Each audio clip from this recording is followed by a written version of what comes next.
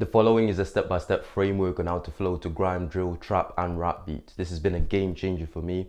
This is just my thought process on the subject, so if it works for you, great. If it doesn't, that's fine. Just find another guide on the subject. I'm going to be doing this in like a slideshow fashion because there's some really important points that I want to make. I don't want to miss. This will really help you out a lot, so that's the way we're going to do it.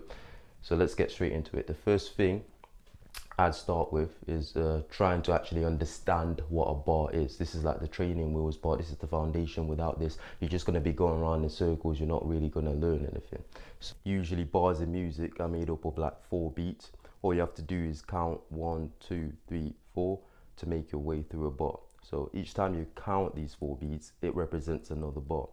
If you can't find the tempo of this 4 count, listen out for the snare, which on double time beats like drill and grime lands on the 3rd beat, and the most hip-hop normal beats lands on the 2nd and 4th beat. And that's all you need to know about bar theory to get yourself started.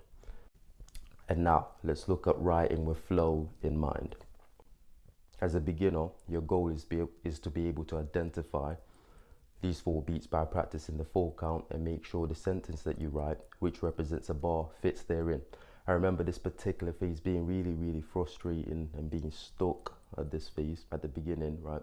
Because yeah, I know what a bar is in theory. I can count bars using the 4 count, but I'm struggling to fit my sentence into the space of 4 beats. And one thing at that time that particularly really helped me out get over this hump, and might also work for you, was syllable counting, right? Essentially making sure the syllables of each line that I write matches, right? If a line is too long and can't fit into the space of 4 beats, I take some words out. I'll just remove some words, and words like and, it, you know, just the connective words, words like that, get rid of them. This will really help your flow a lot, give you a lot more space to manipulate your words and say them in a specific rhythm, right? If it's too short and doesn't sound right, I'd add 1 or 2 extra words just to, you know, make it flow and match the previous line, until I found a number that allowed me to fit my sentence into this space of 4 beats comfortably, line after line. Okay, so for me that ranges from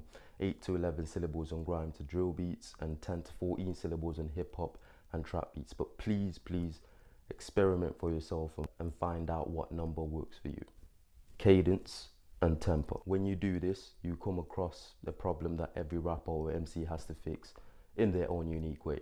So you figured out how to count bars, and now you're experimenting with different amounts of syllables for each sentence you write. But whether you're using 9 syllables for each line or 12, you realize that you're still going to have to say your lines with a certain kind of cadence in order to make them fit with the instrumental that you're rapping to. So for example, you can say your lines faster or slower, right?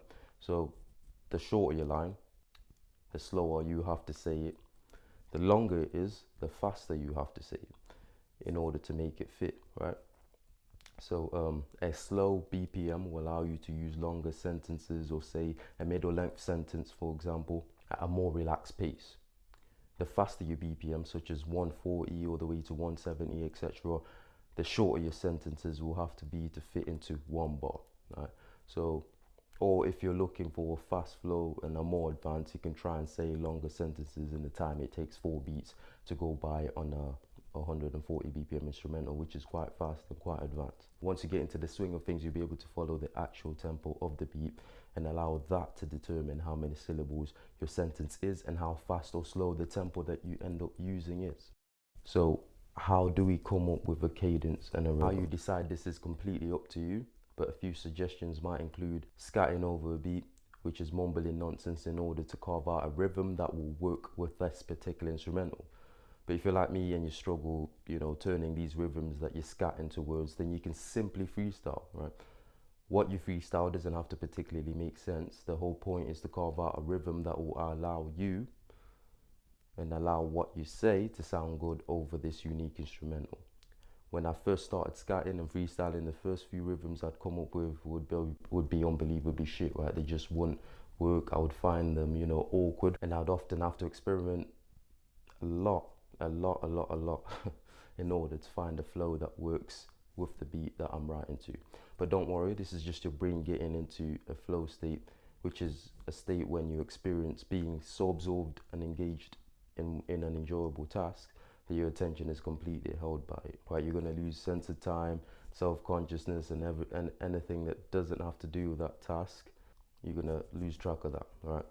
In flow, you feel as if you could keep going.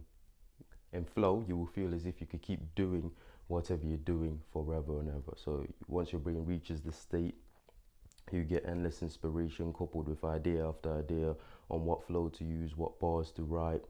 But in my experience, it takes mastering all these previous steps. So counting your bars, 1, 2, 3, 4, writing sentences that fit into the space of 4 beats, you know, using the syllable counting, carving out cadences, carving out tempos, using scatting and basic freestyling, all these basic things that we've talked about.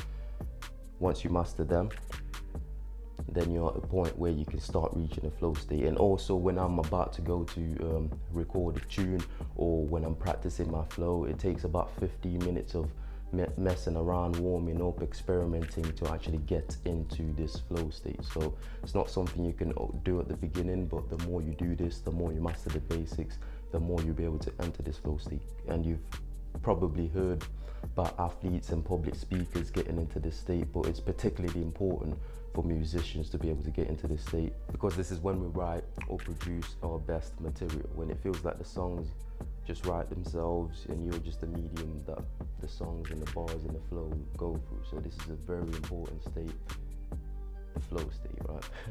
And another important component of flow into beats that's really worked for me is rhyme schemes. Rhyme schemes will manipulate the way you flow, because a rhyme is how we usually end our sentence. So when you're starting out, if you're a beginner, I will implore you to go for end rhymes. So just end each sentence with a rhyme. Don't give a damn, you get punched in the face like bam. Don't come to me like you're my fam. You write a sentence with a rhyme at the end, basic rhyme, and that rhyme should hit on the 4th beat of that bar, and that will tell you that the bar's over, it's time to move on to the next bar.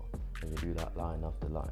Now when you get a bit more advanced, you might want to add a rhyme in the middle of that sentence, an internal rhyme, and that will change the way you flow, because it will change the way you emphasize, right? We emphasize the rhyme, we emphasize the bang, gang, damn, fam, you know, the words that rhyme at the end of the sentence. That's what we emphasize. So if you add an internal rhyme, you're going to emphasize that, and that will change the way your flow sounds, because it's changing your emphasis. So experimenting with different rhyme schemes is also a good way to experiment with different cadences, different rhythms, different flows. So I implore you to master the basic rhyme scheme of end rhymes, but then as soon as you can, move on to things like internals, multi-syllables, because these will start to really improve your flow in a unique way and help you carve out unique rhythms that you never thought possible. But with all that being said, really short video. I hope it helped you out. I hope you understand some of the fundamentals of how to flow better to rap, grime, drill and trap beats. If you do, then hit the like button, share it to someone else who you think will find it of help. And if you're someone that makes music, someone that uploads to Spotify, Deezer, all the streaming platforms, YouTube, but are not seeing any traction and would like to boost that, I've got a link in the description for a company called Musicvertising, and what they do is they do all the hard promotion for you. They take your music and put it in front of people that will be engaged with it, so that you can focus on the recording, on the making of YouTube videos, on the writing, all that fun stuff, and they'll do all the heavy lifting for you when it comes to promotion. So if that's something you're interested in, the link's in the description. Thank you very much for watching. If you're a subscriber, a big thank you to you. I'll make another short guide on something like freestyling, wordplay in the future. Whatever you want to see, just let me know in the comments. And with all that being said, I will see you in the next video.